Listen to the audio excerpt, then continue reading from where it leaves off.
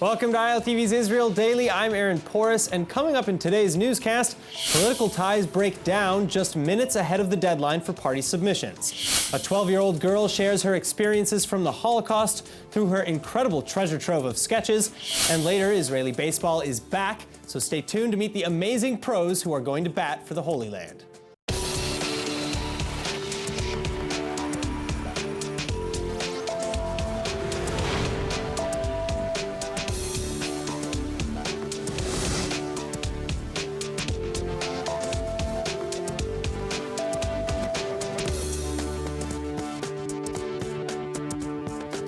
That's it. The cutoff for submitting potential party lists for the 23rd Knesset elections in March has come.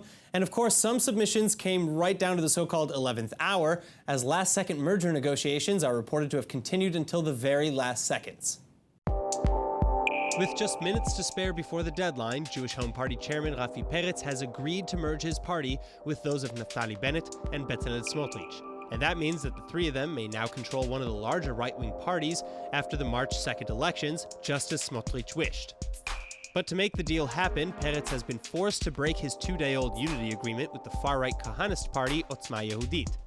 In fact, the new right chairman and defense minister, Naftali Bennett, reportedly even resisted pressures from Prime Minister Netanyahu to include Otzma, citing Otzma chairman Itamar Ben-Gvir's extremist views, like supporting the actions of the 1994 Hebron massacre shooter, Baruch Goldstein. Ben-Gvir even keeps a photo of Goldstein hung in his living room. Meanwhile, apart from Otzma, not everyone in the new union is happy either. Under the new merged list, the Jewish Home Party's number 2, MK Moti Yogev, is now number 11. And so feeling cheated, he's resigned from the party altogether. Now, in related news, his comments have recently been characterized as irresponsible, utterly wrong and grave, ignorant, homophobic, and worse, and thousands of Israeli youths are now taking to the streets of Tel Aviv to demand a change.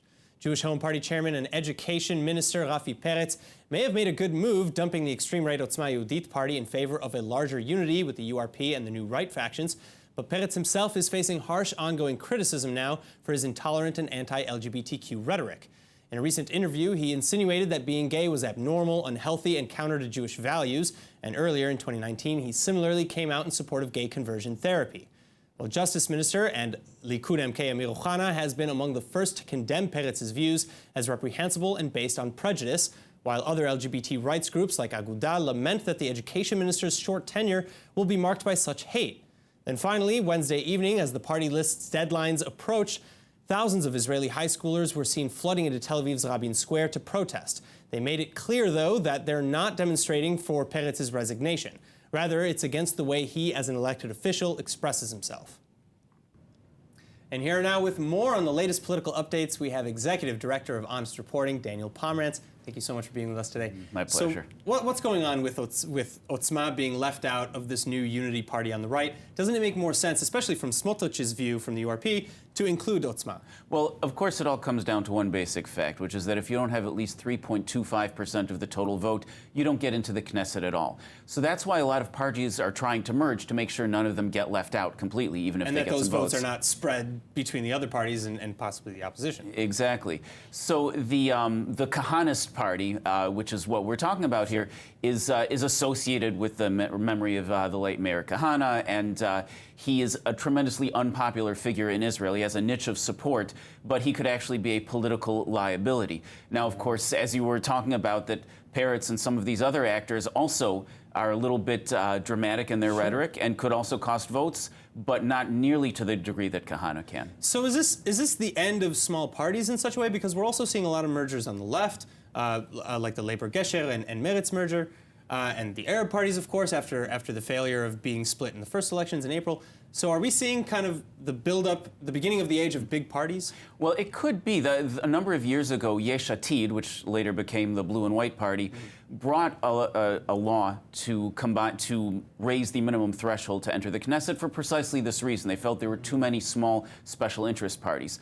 So the idea of that law was to move us toward a system where there would be fewer parties that would also be larger parties. But of course, that means that sometimes parties with very disparate interests end up having to combine. So is that better or worse in the long run for Israel's election system, because we're ending up with these big parties with, as you said, a lot of different views, sometimes in opposition of one another. Does that maybe hamper the ability of government to function? Well, it could hamper the ability of government to function if there's too many disparate views, but the hope is that in the long term, it will create pressure for parties to be a little bit more mainstream, to not have quite as many extreme niche views, so that you'll have to please a larger percentage of the electorate, which hopefully could lead to a more moderate Israel. All right, so I guess my final question real quick. Do you think Otzma has any chance of getting in, even on its own? The latest polls that I've seen show that they don't have a chance of getting in on their own, but in Israeli politics, things can change in an instant. All right, Daniel Pomerantz, thank you so much for being with us. My pleasure. Moving on, worldwide reports show a steadily rising number of anti-Semitic hate crimes, but it's not happening everywhere, and you'll never guess which nation is the exception to the rule. In 2019, the Ukraine documented 66 anti-Semitic incidents, but in 2018, that number was 90, showing a 27% decrease in anti-Semitic-related crimes. And that's according to a Jewish organization called the United Jewish Community of Ukraine, just one of several groups that represents Jews in the country. So what's responsible for the dip, though? Well, the researchers who released the report say that Ukrainian Jews can thank Volodymyr Zelensky, the Jewish actor turned president who was elected into power by the people back in May. It's important to take these reports with a grain of salt, though. Ukraine has no government watchdog to keep an eye on published reports, and the group that published this latest data is led by Igor Kolomoisky, a Jewish billionaire who owns the television channel that President Zelensky used to work for.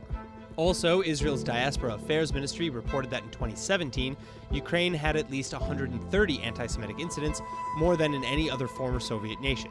Still, at the same time, the Pew Research Center conducted a survey showing that only 5% of Ukrainians would not accept Jews as fellow citizens, a lower number in comparison to 18% of Poles, 22% of Romanians, and 23% of Lithuanians.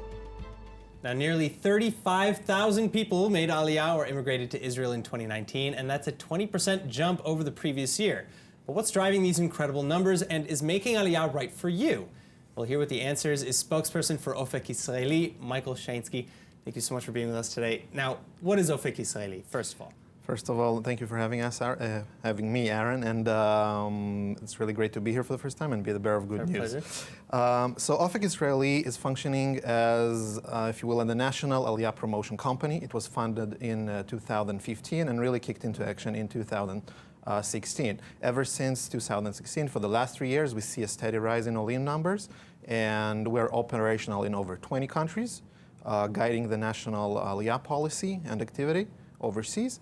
And what we do see is a steady rise, and we're talking about 2018 as basically being the exit in the terms of Aliyah for the last decade. So what is driving people to leave their home countries and make Aliyah? Because, I mean, there's got to be something positive that is bringing people here rather than anti-Semitism, say, that's driving people away. Right. So when we're talking about Aliyah, we're talking about push factors and pull factors. What we did see in 2015 and 2014, there were serious spikes in Aliyah, and this is related to the war in the Ukraine and the terror attacks in France, Hyper-Cacher, and the Bataclan. So for the last 3 years, ever since 2015, we're talking about Aliyah that is exclusively pull factors. And we do present Israel abroad as a premium product, if you can say that. And Israel is indeed the land of unlimited opportunities, especially for Olim, and the options are almost unlimited here. All right, so my final question, shortly, what does Ofek Israeli do to help these people integrate into Israel? So Ofek Israeli is operating a very wide range of activities in over all the 20 countries we're operational in. We're talking about Aliyah fairs, exposure, digital campaigns, information nights, ulpans, over 1,000 classes of ulpans in our 3 years of work so far. And what we realize is there are two main issues concerning Olim, and this is employment and language. So what we do, we try to give a very practical answer for that and make sure every Oleh that is going through our preparation, Aliyah preparation programs, is better prepared for life in Israel, has a better command of Hebrew, and at least has a direction of where he's going employment-wise in Israel. That and a new issues coming to play recently is the need to emphasize a very specific set of programs for young adults. Wow. So to get them kind of integrated as quickly as possible as well. It makes perfect sense. Michael, thank you so much. Thank you so much. All right. In other news, it's one thing to hear and another very different thing to see And that is why a new art exhibition at the Jewish Heritage Museum in New York City is so compelling. She began with the image of a snowman. But when life continued bleakly in the Terezin ghetto, little Helga Vaisova was told to draw what you see. And what the 12-year-old at the time saw was Jews forced out from a slave labor camp to a death camp. Then, using colored pencils, she drew another of a barracks filled with young children, and then another and another. But before she herself was deported to Poland, Vaisova handed over her works to her uncle and fellow prison mate. And from there, he was able to hide them behind a wall, saving them from would-be destruction. Well, the two above drawings are now on display at a telling exhibition in the Jewish Heritage Museum in Lower Manhattan. As for Vaisova, she's now in her 90s, living in Prague, and still paints every day. But she wasn't the only one etching images from within the walls of the camps either. And in fact, there are 21 images in the show, which curator Michael Morris says he found by accident. Morris received a request from another New York exhibition space seeking drawings, and when he went looking for the materials, he was struck by the images that he found there instead. Behind the statistics, and behind the numbers, and behind the scenes that we see hundreds or thousands of people in concentration camps, that these are actual people who had multifaceted lives.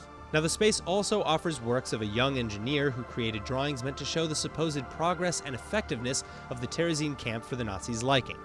The drawings here show his resolution to picture the truth, though, and he continued to make drawings of day-to-day life in secrecy. This image of 8 men in coats, for example, is the first one that you'll see in the space.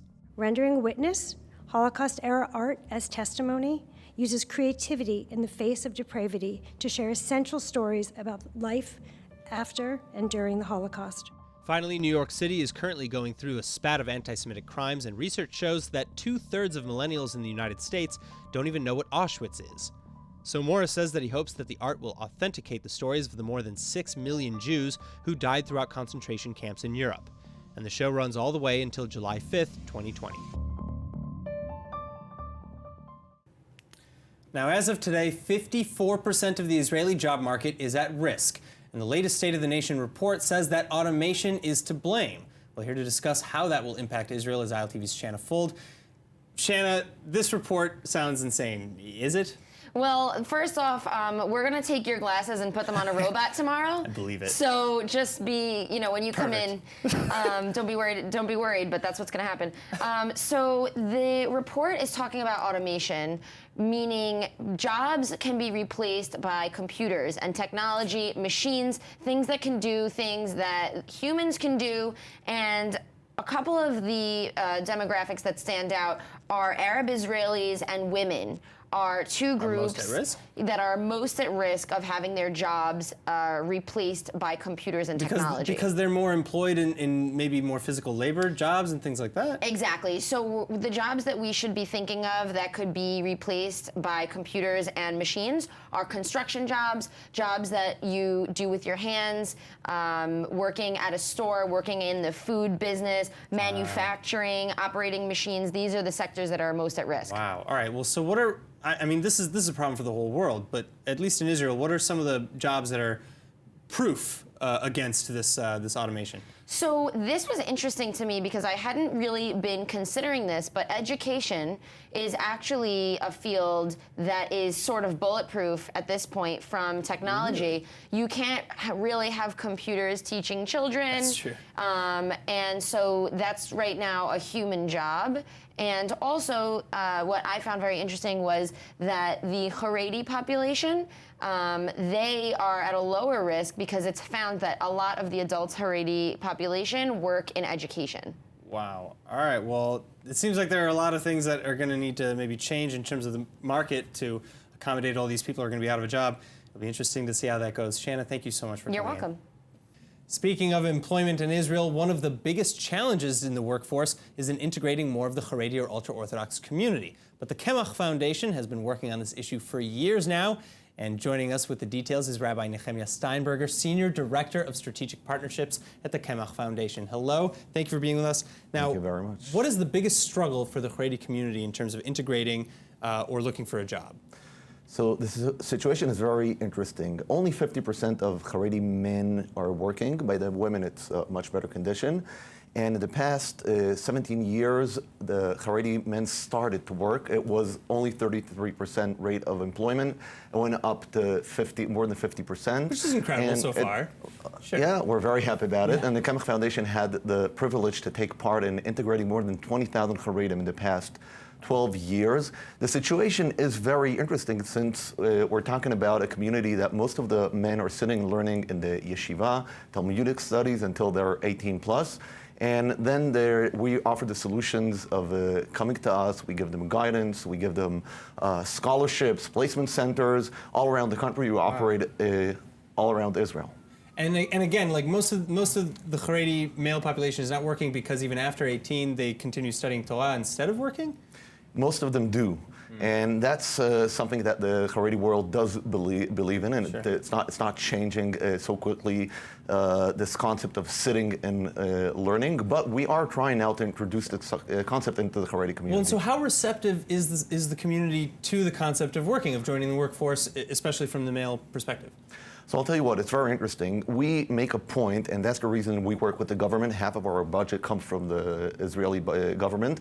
And the Haredi community and the institutions and rabbis really believe in our work because we believe we do not want to challenge the beliefs of the people, but rather to offer them the solutions. And when we offer them the solutions, we always tell people, I'm not going to change you, I'm not going to challenge your beliefs and your lifestyle, but we want to know, and that's the real story here, that you can be Haredi and you can work and you can stay Haredi while you're working. Well, and it's also, I mean, it's a mitzvah to get a job and to have a skill, is it not?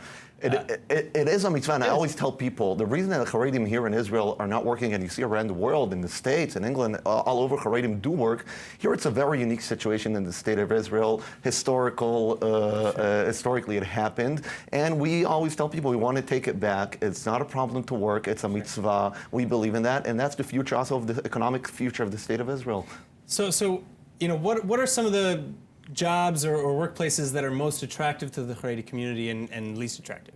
So it's very interesting because if you're going to talk about young Haredim, like say in their early 20s, they're usually going to choose the academic way. They're going to go study, and we offer them scholarships. But sometimes you can find someone very talented, but he's already in his 30s. He has 5, 6 children, and sometimes he wants vocational training. We're going to direct him because he wants to earn money as quickly as possible. So it really depends who comes to us. We offer a variety of solutions. I always tell people there are some people who come to us and are directed to be bus drivers and plumbers, and we have also medical students that we give scholarships to. All good things.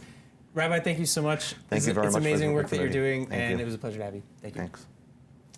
Now, back in September, the Israeli national baseball team qualified for the Olympics, and now ILTV's Nittany Manson has gotten a chance to meet some of the stars who might bring Israel its first gold medal in the sport. I'm Ty Kelly, and I played in the major leagues for the New York Mets. My name's Danny Valencia. I played in the major leagues for the Minnesota Twins, Baltimore Orioles, Oakland A's, and the Seattle Mariners. Joey Wagman, I'm 28, and I'm from Danville, California. John Moscott, and I played for the Cincinnati Reds.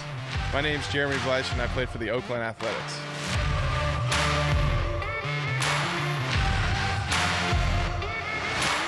All the guys you just saw may have played in the major leagues, but today they're representing Israel. You may have not ever heard of the Israeli national baseball team, but guess what? They're headed to the Tokyo 2020 Olympics, and they made the cut, making this the first Israeli baseball team ever in Olympic history. It's the biggest sporting event in the world, and to help put Israel in a positive light on the global stage, it's a huge honor. Represent and wear Israel on our chest on the global stage. It's something that I've always wanted to do, and now that I have the opportunity to do that, it warms my heart. This is a big deal for Israel. It marks the first time in 44 years that the Holy Land will have anyone competing in a team sport. And trust, they're definitely ready to represent. It was a no-brainer. I didn't hesitate, and I said, absolutely, when can I sign up? You know, Jewish, very in touch with my Judaism. Obviously, both my dad's parents are Holocaust survivors, and when I got the opportunity to represent Israel and the Jewish people, I jumped at it. The majority of the players on the Israel team are American, but decided to become Israeli citizens to be able to represent Israel. Many of them still reside in the United States, but they're all here in Israel right now getting ready for Tokyo 2020. And they have really become a family, working to strengthen the programs here and are even showing some of the younger players the ropes. The main goal for all of us is just to develop baseball here. It's a wonderful opportunity, not only for our team, but also to help the youngsters here grow and the game to grow. In July, they'll be heading to a team camp in the United States for final prep and then off to Tokyo to play their hearts out. It's unbelievable. It's not even a dream that I had, you know? And all of a sudden, hey, you're an Olympian, and it's like my smile just never comes off. It's incredible. All right, now, are you hungry for a burger? Because typically, for me at least, the answer is yes, absolutely. But now, what if I told you that the burger was printed? Well, the BBB Israeli Burger Network is soon to do just that through a pioneering collaboration with Israeli startup Savor Eat. And BBB General Director Ahuva Turgman says that this is in efforts to introduce more sustainable products. Savor Eat develops vegan cellulose-based hamburgers that can be built up in a special 3D printer, which also cooks the patty as it prints. And the goal is to pilot those burgers across all of BBB's chains within a year and a half. But first, as soon as they're restaurant market ready, they'll be served for a limited time exclusively at BBB restaurants. Now, the BBB network includes both BBB, Moses, and Burgerim franchises, totaling about 100 different restaurant locations. Also, BBB already currently offers a vegetarian option with the American-made Beyond Meat patties. But now with the addition of Savor Eat's printed and vegan burgers, BBB will be soon able to nearly corner the veggie burger market.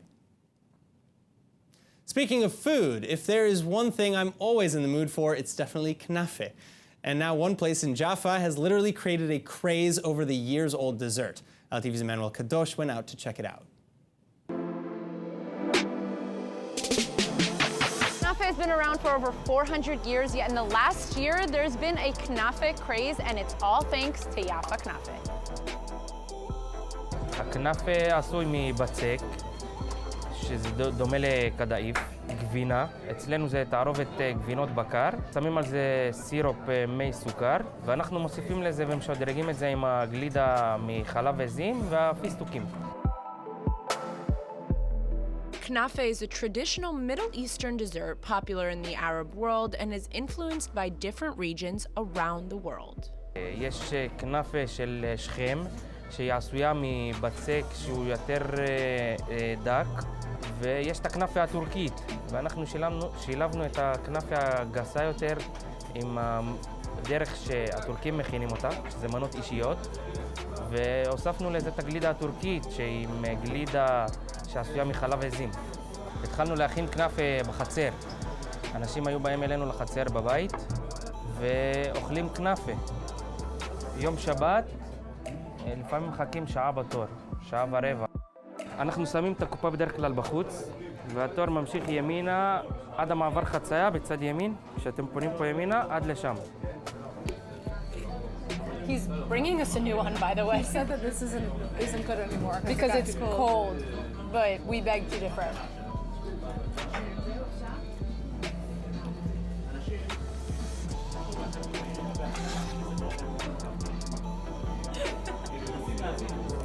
I got really concerned. I was like, where does she think she's going?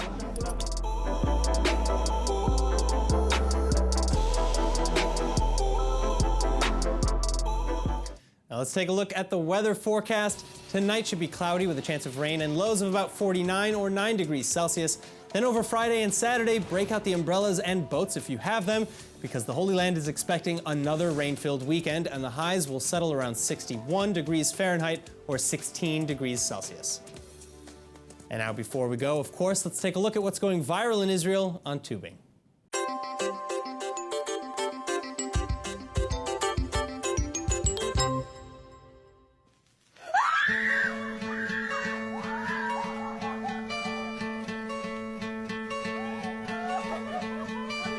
Hoping you take that jump, don't feel the fall. No way. There's no way. I remember the first time I did the dishes, I think they maybe would have reacted the same way. All right, but that is it for today's news. Today's exchange rate is 3.46 shekels to the American dollar. And for more news from ILTV, please like ILTV on Facebook, follow us on Instagram, and subscribe to our YouTube. I'm Aaron Porras. Thank you so much for watching.